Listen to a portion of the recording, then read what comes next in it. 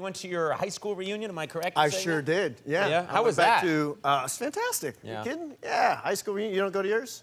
I did. You I did go to. You're a jerk. No, I'm not. Oh, you did go. I did. No, I'm saying I Sure. did go to my high school reunion and back in Brookline, Massachusetts, Yeah. and people kept coming up and saying it with really thick Boston accents. One guy was convinced that he and I had robbed a liquor store together.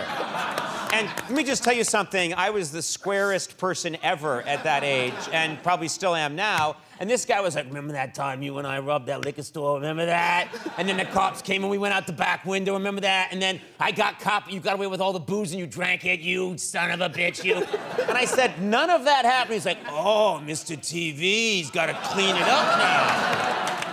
And that's when I said, I can't go back. People have invented complete stories about me. I love it. That's what I Modesto. I grew up in Modesto, California. So. Yeah. No way. Yeah. Get out. What, high school? I didn't go to high school there. Yeah, that's what I'm talking about, buddy. I'm like, what high school? I didn't go to high school, man. My core audience tends to have skipped high school. Yeah. All right. Fred C. Byer High right here. Yeah. Yeah, no, that's what the reunion's like. It was like that. You just hang out with your buddies, and you just talk about, Did you do goofy things when you were a kid? Modesto? Oh, my God, yeah. It's like, it's a shit kicker. It's American Graffiti. It's like, it was just like American Graffiti. Lucas grew up in Modesto. Right. That movie's based on, I don't know if anyone's seen it, but it's a classic. American Graffiti is a classic. Yeah, classic. You cruise up and down McHenry. That's what my teenage years were like. Just, uglier cars. Just like, Volkswagen and Camaro.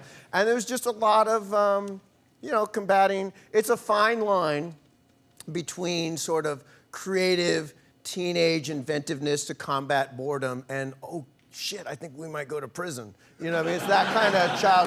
Being we're being kind of rascals and scamps right now, or that got out of hand. Because you're just like driving up and down McHenry. What are we going to do? You drive up and down McHenry, you pull people over for directions, and then hit them with a fire extinguisher. It's a lot of that. What? You'd say, can I get directions? They come up to the window and you blast them with a fire extinguisher? Hilarious. You're blinded for life now. Gift wrap.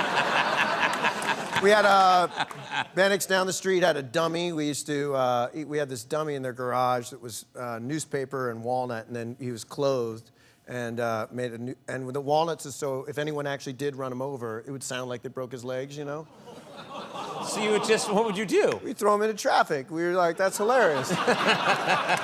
We'd take him out in the street, we'd beat him up and wait for cars to come, and then we'd leave him in the street, and they'd get out and be like, oh my God, they thought they'd come across some guy. I love the thought that goes into put walnuts in the legs. Yeah.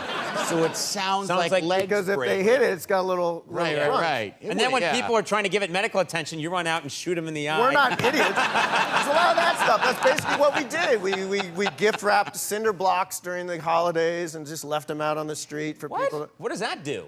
It's just fun to watch people pick up a cinder block thinking it's a gift, and then sometimes there's always some asshole who's like sees it and wants to run it over because there's just that kind of people in Modesto. You know what I'm talking about. Yeah. And then if that guy chooses to be, some guy in some lowered Camaro would just like boom tag it, and they would just totally up his transmission. and then you run. Right. And then you run. Because that guy's the asshole. Exactly. Exactly. Yeah. What a dick that guy is. We went ice blocking. We used to go ice blocking. Yeah, ice blocking. Do you ever go ice blocking? No. Yeah, we go out to ice blocking. You either go out to Del Rio or Oakdale Golf Course. They got you sit up at like at midnight when every party's been shut down, and you're either going to drink in the park or you're going to go out to the golf course and go ice blocking. You stop off at 7-Eleven. You get the blocks of ice. Everyone's always got sweatshirts and stuff in their back in case we decide to go ice blocking at any given point. And you go up and you sit on the green with a case of beer and you slide down the fairway on the blocks of ice. And it's not good for the fairways, but it's a lot of fun.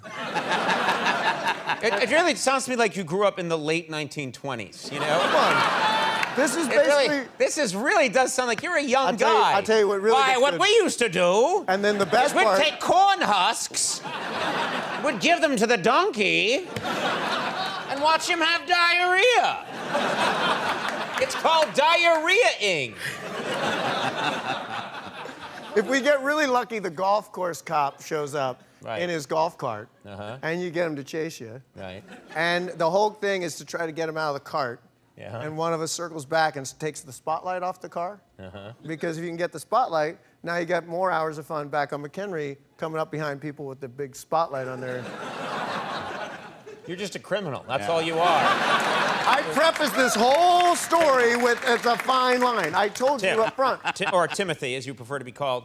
It's in your contract. I'd love to talk more about these tricks you pulled during the President Hoover administration, but we have got to get to a clip from the Santa Clarita Diet because we have got to show a clip. I'm not the one who robbed the liquor store with the...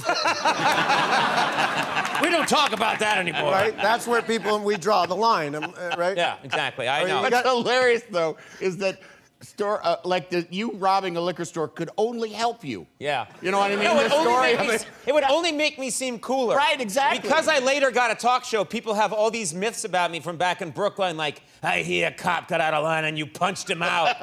What? I'm Conan O'Brien. I couldn't fight a butterfly. Yeah. But